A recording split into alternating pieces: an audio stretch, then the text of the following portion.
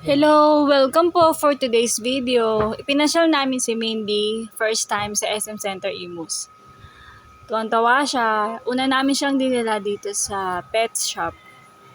Binila namin siya ng toys at ng kanyang biscuit para meron siyang libangan habang naghihintay sa amin kasi kami magbabayad ng bills at mag-grocery.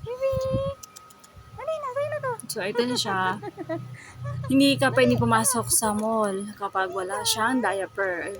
Sinabi namin na meron siyang potty pants.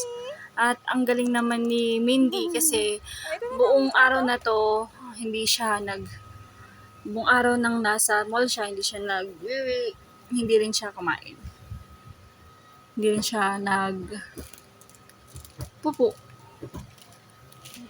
So excited siya. Tapos, dami nakatingin sa kanyang mga tao. Darling of the course talaga dito si Mindy. So, ayan. Binila naman siya ng biscuit. Nakalimutan namin yung kanyang water. Kaya, bumili na lang kami ng mineral water muna.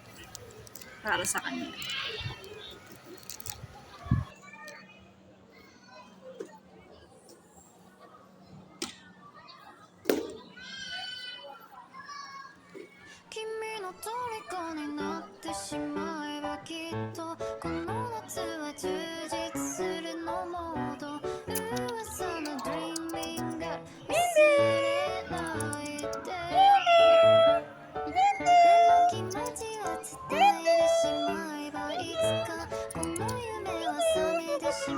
Pahabol ako si Jay.